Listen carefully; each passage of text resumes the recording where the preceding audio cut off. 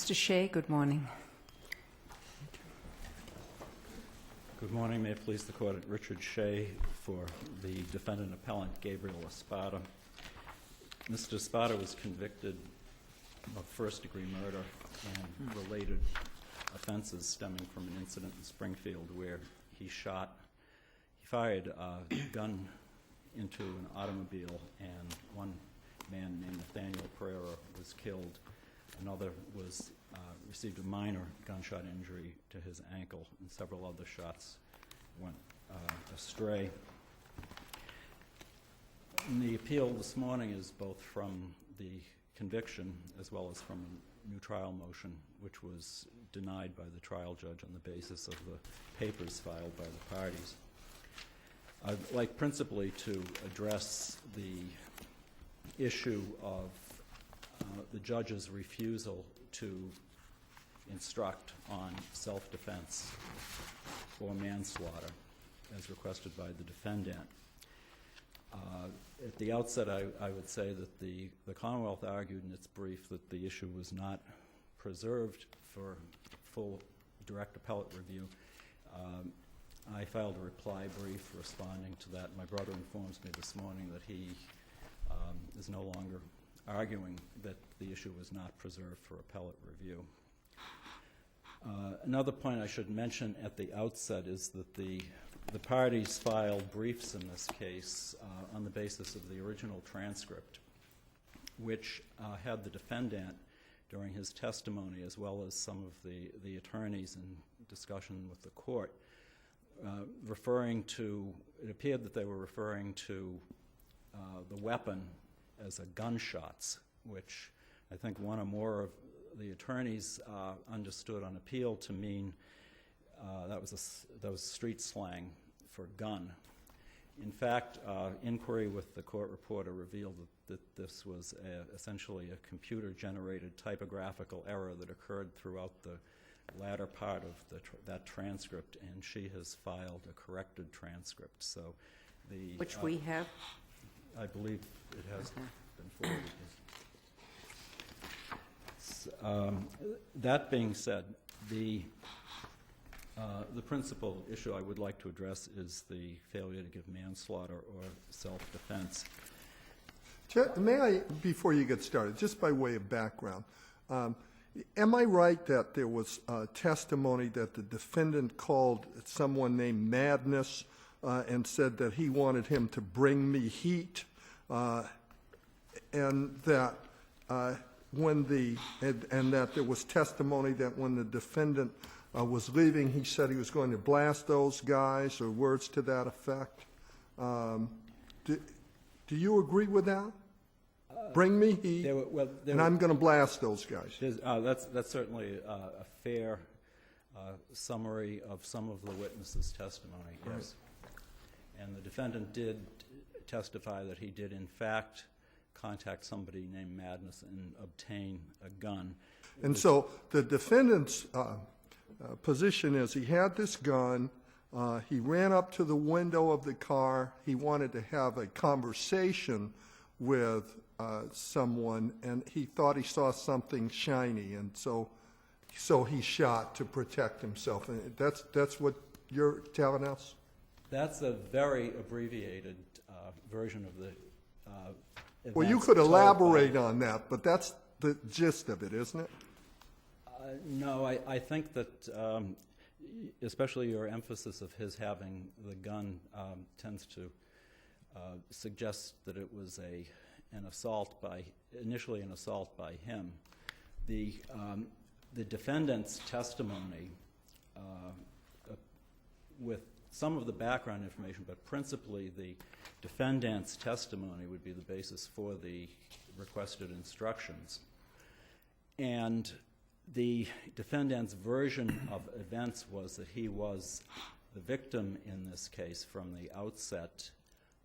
Up until the time the window rolled down, he saw a movement of a hand, movement and a flash, and that he interpreted that to be some kind of a weapon, and that he reacted by firing.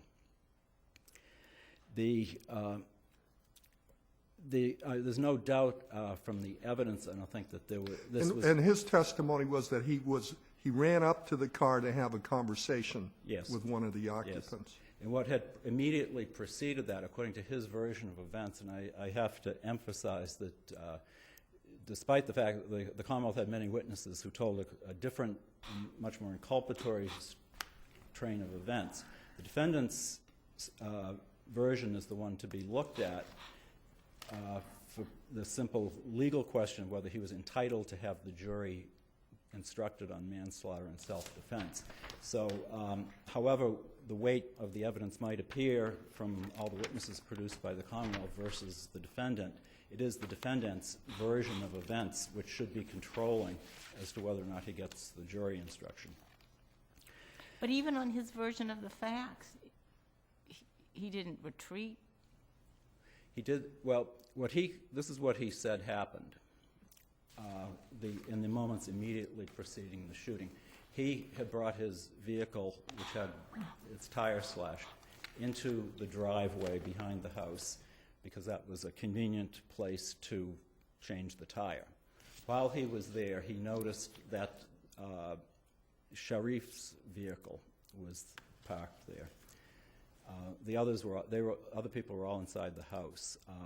It could be inferred that he really didn't know who was there. This was about 4 hours after the incident with the marijuana. Yeah, but the end result was that the other people got in the car and were going away. No, the other people, according to him, the other people came out of the house, the group, the victim and his friends, and they started approaching the defendant, and there were angry words back and forth, cursing, I believe he used. At that point, he displayed his his gun that he had recently purchased. And the other people, they stopped advancing on him, and they got in the car. He went behind a dumpster in order to avoid having the headlights of the car shine on him, but he went up to the side of the car as it was passing by. And he said he ran up to the side of the car. The window opened, and at one point in his testimony, he says he did step back from the vehicle, and that But he went up to the side of the car. He went up to the side of the car. He had been behind the dumpster. He could have stayed behind the dumpster. But he wasn't, according to his version of events, he was not approaching the car for the purpose of shooting them. He wanted to have a conversation. He wanted to have a conversation, yes. And it was at the moment that the window rolled down that he realized that he wasn't going to have a conversation. He saw what he thought was a gun, a weapon. At one point he says he knew about the box cutter and so forth, and counsel argued that to the judge, but neither he nor counsel excluded the possibility that it was a gun. And he, at that point, he had nowhere to retreat. If it was a gun, he could be shot while he was trying to retreat. It was a instantaneous thing.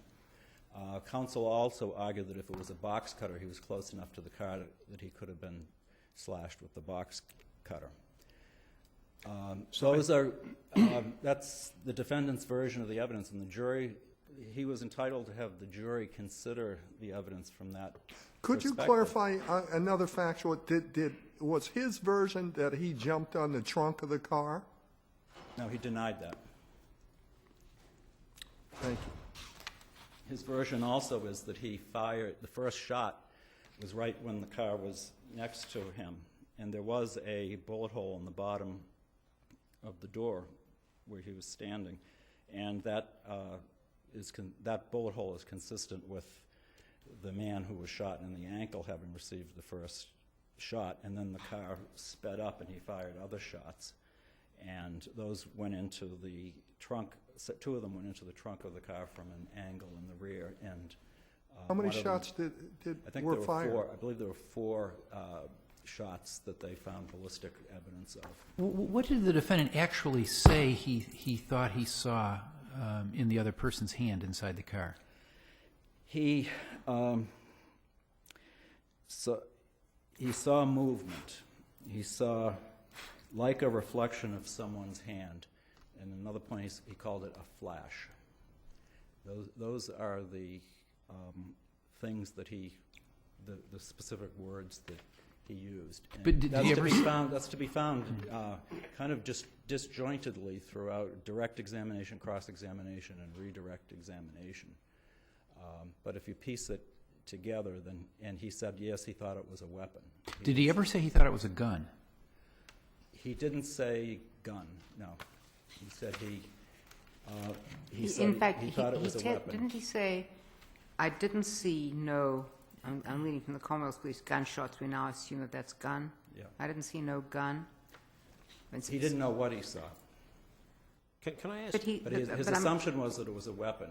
Yeah, but And- this is a quote, I don't know, I haven't checked it. I didn't see no gun. Yes. It sounds as though he was asked if he saw a gun, Gun. and he said, no, I didn't. I think he actually volunteered, that was part of his answer, he volunteered that. Right. But my point is that what he was saying in context was he didn't know what he saw, but he thought it was a weapon. Can I ask you this? You say that based on his testimony, the first shot went into the side door. That could be inferred from his testimony, yes. Okay. And from the location of the bullet hole. And you said that the location of the bullet hole would be consistent with the injury to the person who was shot in the ankle? Yes. All right. Is it also his testimony then that the car then pulled away and he continued to fire at the back of the vehicle? He continued to fire. I think the back Car of the pulled away? The back of the vehicle came from just the inferences from. Where were the other bullet holes? There were two in the trunk that obviously entered from the rear, but at an angle, and then the fourth shot went wild, and I don't think they ever found that bullet. So obviously the bullets that went, the gunshots that went through the trunk must have been the one that killed the victim Yes. here.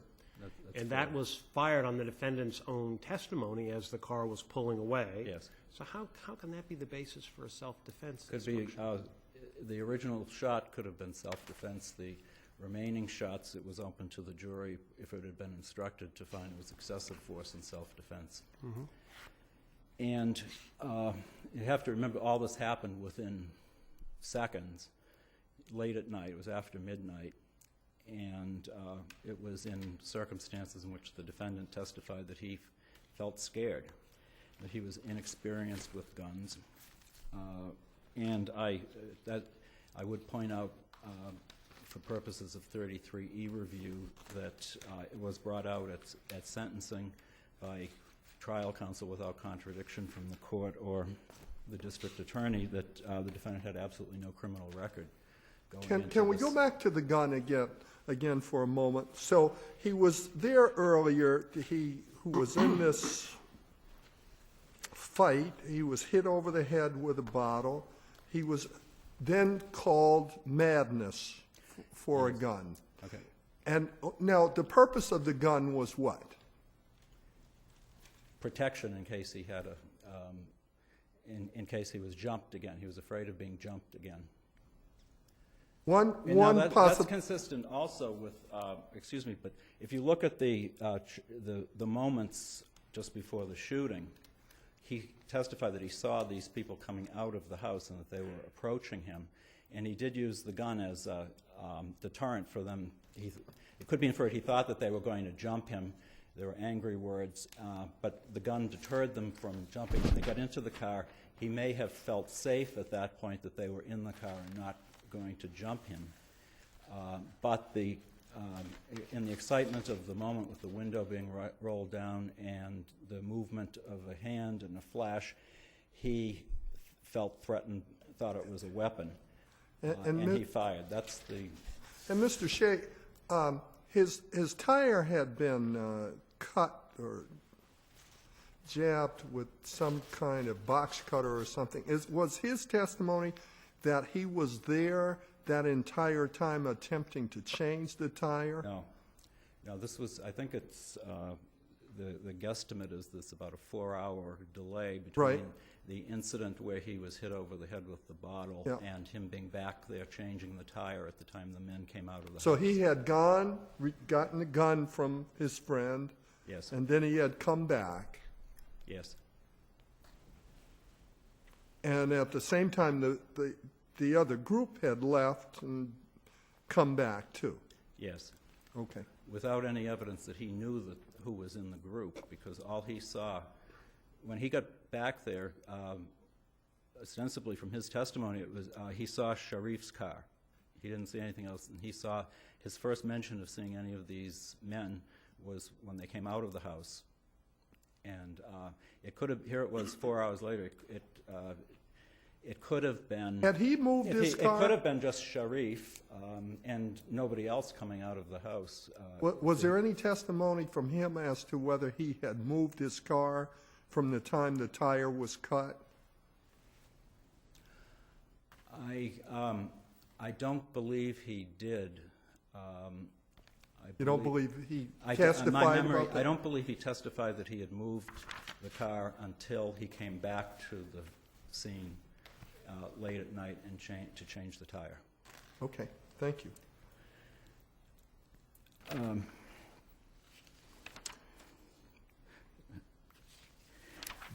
I think it's important to emphasize also that this was not just a self-defense case that was being self-defense instruction that was being asked for. It's manslaughter, and manslaughter could have been on any of three bases. One of them is excessive force in self-defense, but also leaving aside the question of whether he reasonably apprehended that he was in fear of a threat from a deadly weapon, which would be the predicate for self-defense. It was a hostile situation which had begun back 4 hours before, at the time when he had words with Nate. He heard Nate, according to his testimony, asking for a gun while he was on a cell phone in the house with them. The defendant felt like he was jumped by these people outside the house. The brother of Nate hit him over the head with a bottle sufficient enough to cause bleeding, and finished off with his tire being slashed. That's phase one of the incident. Phase two is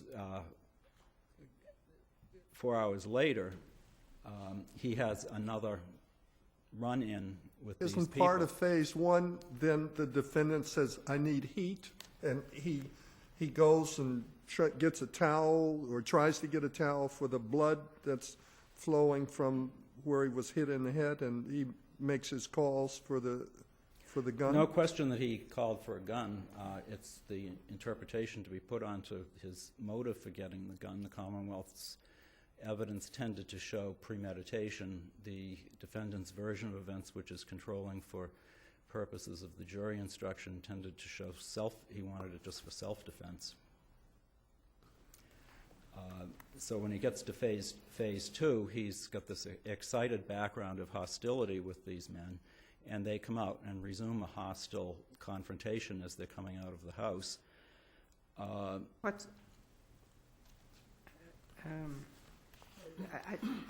They resume a hostile confrontation. What's the evidence of that? He stated that they approached him. They started walking towards him and Weren't they walking cursing. towards the car, Sharif's car?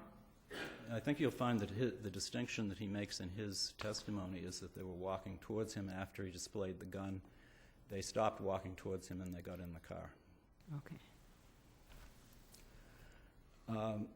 On that basis, here's the argument is there's a resumption of the hostility.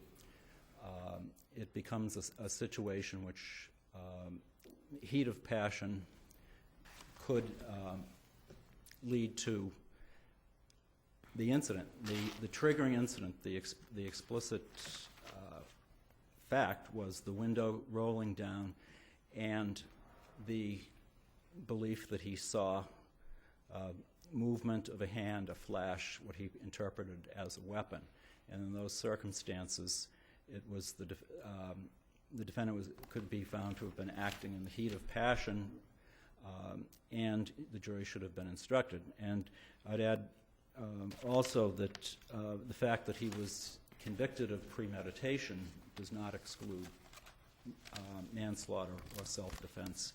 And there are several cases from this court which I can send a letter citing them, which makes very clear that even if it goes through to the end and the jury finds him guilty of premeditation, that verdict should not undermine his claim for a manslaughter or self-defense instruction.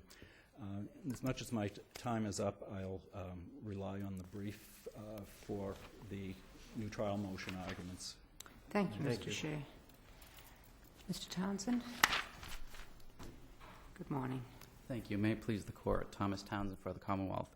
I do want to acknowledge at the outset that I do withdraw my waiver argument. with Mr. respect- Townsend, could you just send us a quick letter? Sure. That would be helpful, Okay, just thank you. because. Thank you. And I also want to just correct one factual representation. The defendant did testify that he moved the car after it was slashed. He tried to drive on the flat tire. As he got onto Belmont Street, he thought there was no use trying to continue. He parked it to the right on Belmont Street, right on the street. When he later came back, he said he could not change the tire on Belmont Street because of an incline, so he backed it out into the alley where it was a flatter surface. When asked why he backed it all the way to the end of the alley so as to impede Sharif from leaving, or his car from leaving more easily, he said he needed the better lighting conditions that were present in the back of the alley as opposed to the front. So that was from the defendant's testimony. There are a couple problems with the defendant's request for self-defense instruction. The one that was dispositive for Judge Agostini was that there was no evidence that the defendant attempted to retreat or that there was no means of retreat. The defendant, by his testimony, went up to the rear driver's side window, wanted to talk to Nate. This is, of course, after displaying a gun to the group. After the display of the gun, the group did not brandish any weapons. They did not confront him further. They went into Sharif's car and they started to drive away. They were leaving the scene. The defendant, because to get out of the glare of the headlights, he went behind a dumpster, and the car continued. The defendant did not stay behind the dumpster, but he ran, and that's his own testimony, he ran up to the side of the car saying he wanted to talk to Nate. This is after having displayed the gun. The fact that the window, or according to his testimony, that the window rolled down, he saw something. He specifically disclaimed that he saw a gun. And that's on page 106 of the transcript. I believe it's volume 4. And that there has been a correction throughout, starting with page 74 of that transcript to the conclusion. The transcript now reads gun, whereas previously had read gunshots. He thought he saw a movement of some hand. The fact that the window went down is not surprising in view of the fact that he wanted to talk to someone inside the car. He saw a movement, a reflection of some hand, of a hand perhaps. Later on in his testimony, he thought that perhaps there was a flash, and he surmised that could have been a weapon of some kind, the kind that had cut his tire previously. And that's pretty much the extent of his testimony. With the corrected transcript, and now I'm looking at the quotation, the excerpt in the defendant's brief, I think. What were you afraid of is the question. I don't know. I just was scared, nervous. I don't know, man. I never had no gun on me before. Correct. Now, does that mean he never had no gun pointed on him before? Or, I mean, so reading that, and it's like most favorable to him, he's saying, I'd never had a gun pointed at me before. I don't think that's a reasonable interpretation of the evidence, especially in light of his testimony that he did not see a gun. He was talking about the gun. The gun was a new thing to him. He called Madness. Madness had to instruct him how to hold a gun, how to shoot a gun, how to operate a gun. So He I made a never big had deal. no gun on me before. Right, on meant him. On It was in him. his waist at the time. Right, he reached in. I think that's the only reasonable interpretation of that Okay. reference there. So the failure to retreat or attempt to retreat or somehow give forth some testimony or some evidence that retreat was impossible, that was dispositive for Judge Agostini. He relied on the Pike case. In that case, the defendant, that had to do with an assault between the defendant and an off-duty trooper on the Massachusetts Turnpike. The trooper was able to flip the defendant over the guardrail and keep him on the side. The defendant re-engaged the fight. He came over the guardrail and approached the trooper. This court held that the defendant, after he went on the other side of the guardrail, could have stayed there. He did not have to re-engage the fight, but then he re-engaged by trying to go back over.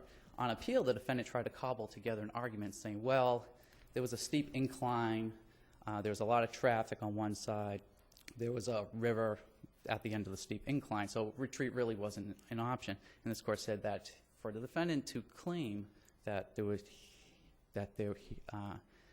lay claim to a self-defense instruction, he must testify that he attempted to retreat. There must be some evidence of that, or that retreat was impossible in the circumstances. It cannot be cobbled together from facts for the first time on appeal. This court said that appellate arguments are not evidence. There's another equally strong reason for the denial of self-defense. Can I back up just for a second?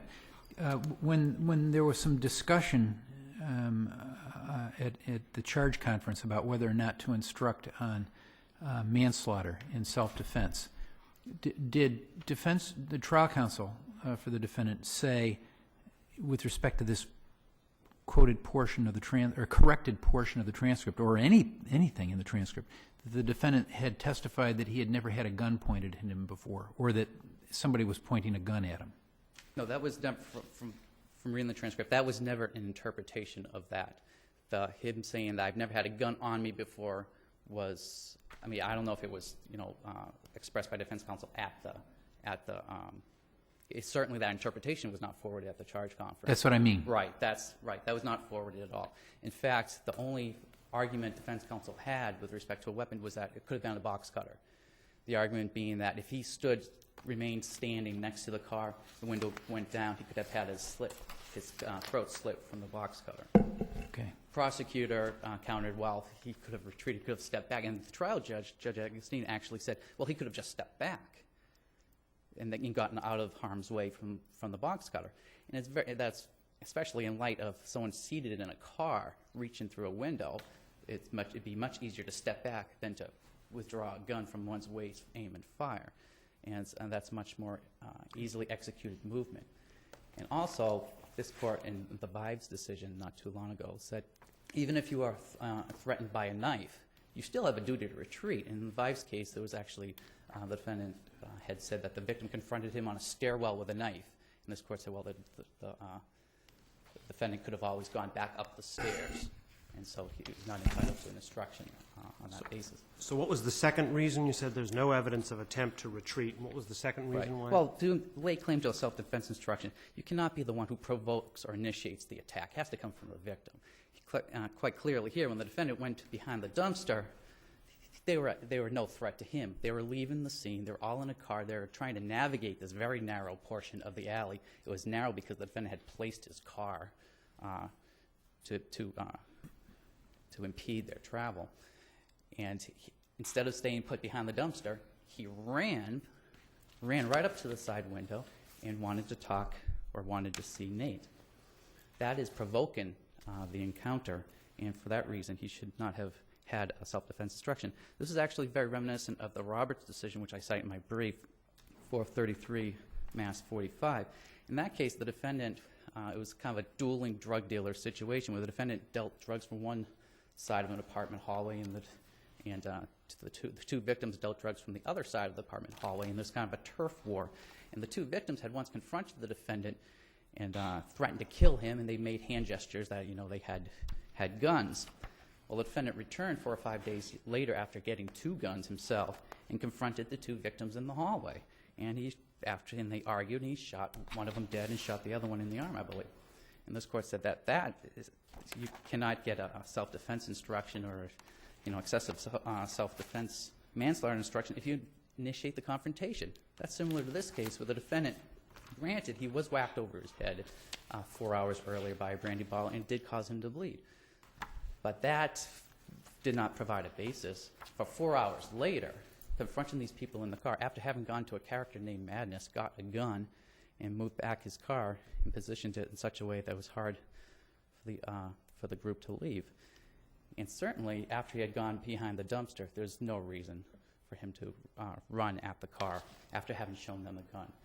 That's not the kind of case where self-defense instruction is warranted, or a manslaughter instruction for that matter. Mr. Townsend, did Sharif's car drive into the alley? Sharif, well, the defendant's car was no longer present when Sharif and the gang came back. They went into the alley, parked in the back.